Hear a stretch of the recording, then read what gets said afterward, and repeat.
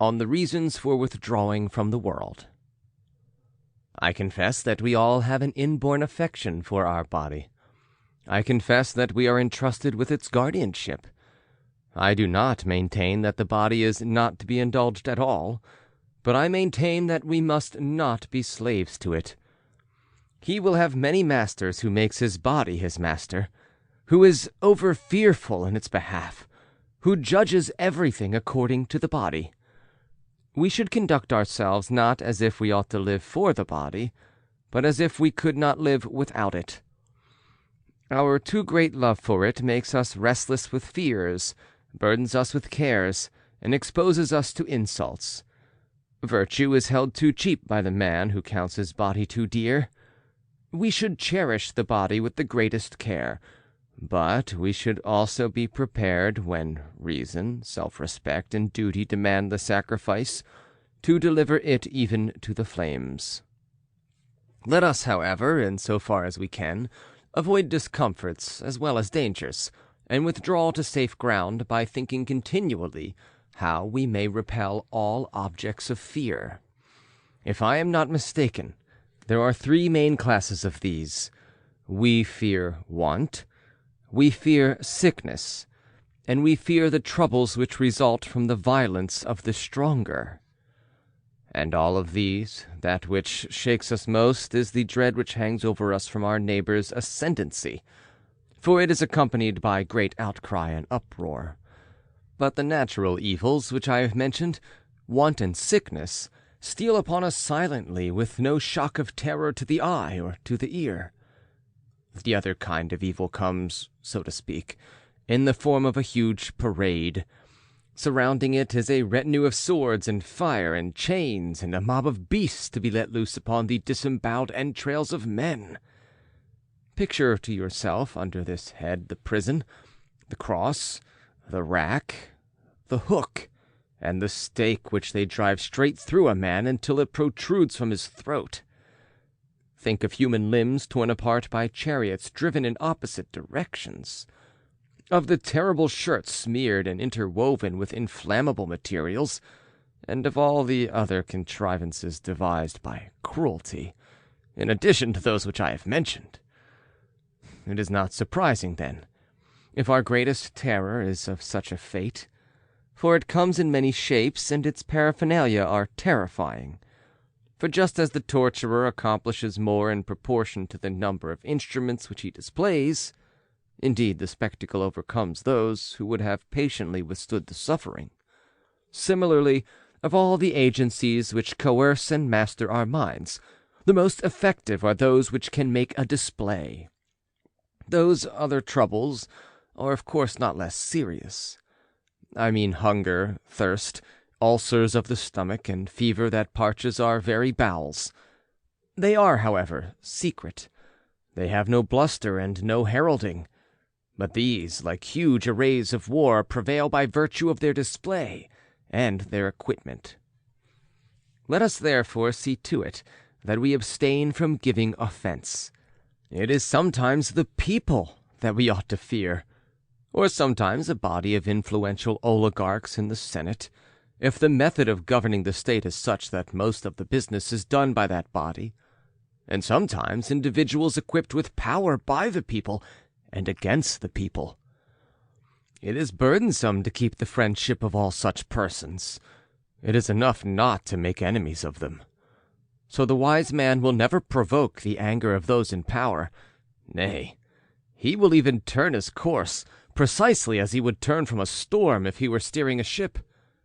When you traveled to Sicily, you crossed the straits.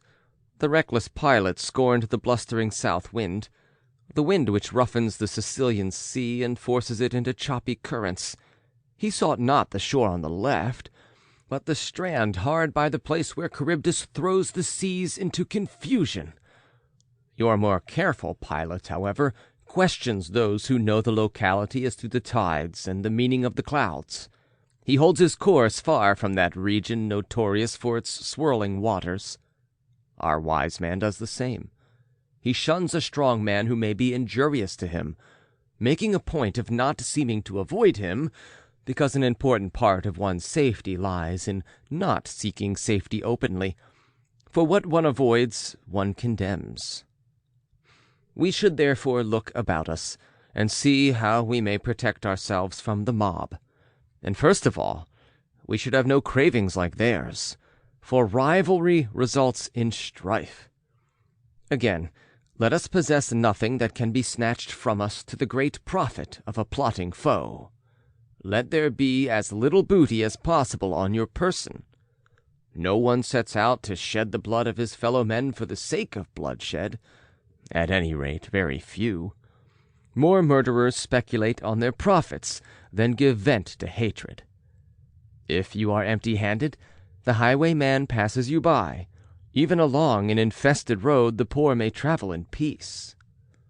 Next, we must follow the old adage and avoid three things with special care: hatred, jealousy, and scorn.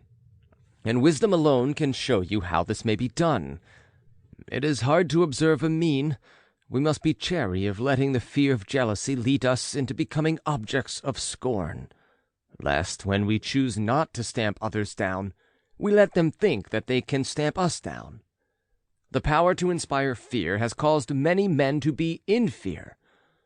Let us withdraw ourselves in every way, for it is as harmful to be scorned as to be admired. One must therefore take refuge in philosophy. This pursuit, not only in the eyes of good men, but also in the eyes of those who are even moderately bad, is a sort of protecting emblem. For speech-making at the bar, or any other pursuit that claims the people's attention, wins enemies for a man. But philosophy is peaceful, and minds her own business. Men cannot scorn her. She is honored by every profession, even the vilest among them. Evil can never grow so strong, and nobility of character can never be so plotted against, that the name of philosophy shall cease to be worshipful and sacred.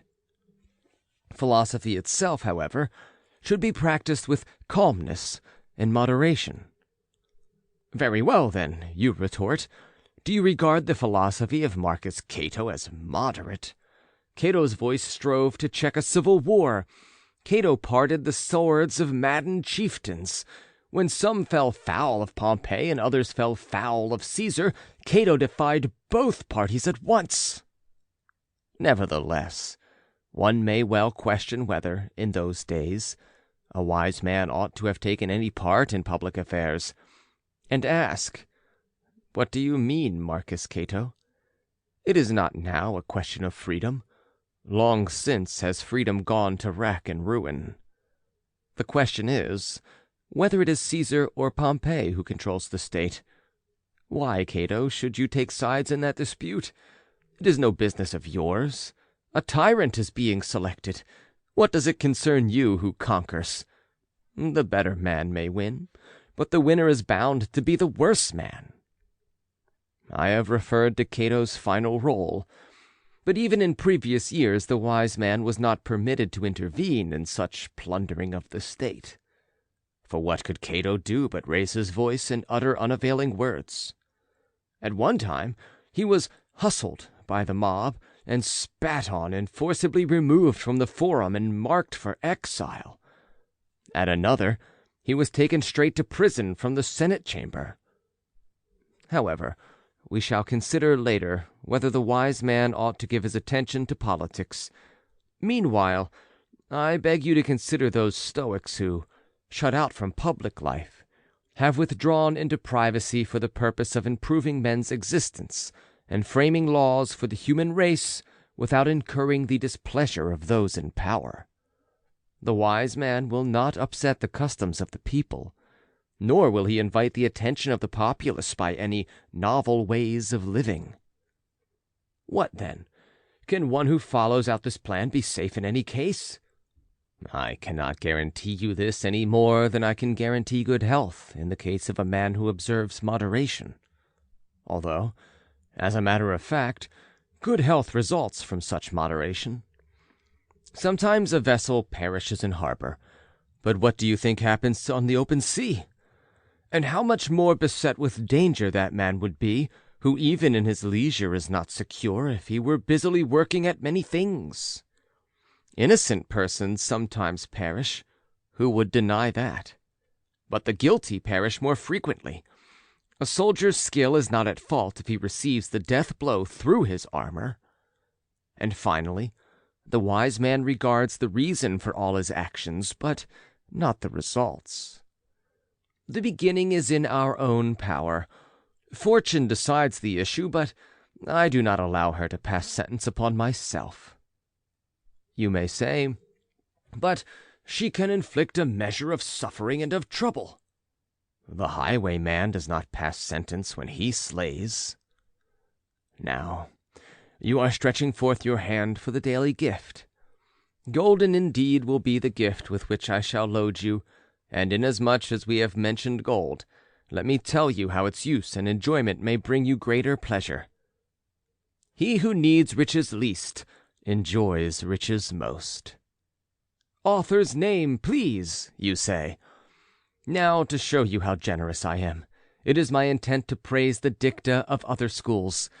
The phrase belongs to Epicurus, or Metrodorus, or someone of that particular thinking shop. But what difference does it make who spoke the words? They were uttered for the world. He who craves riches feels fear on their account. No man, however, enjoys a blessing that brings anxiety. He is always trying to add a little more. While he puzzles over increasing his wealth, he forgets how to use it. He collects his accounts. He wears out the pavement in the forum. He turns over his ledger. In short, he ceases to be master and becomes a steward. Farewell.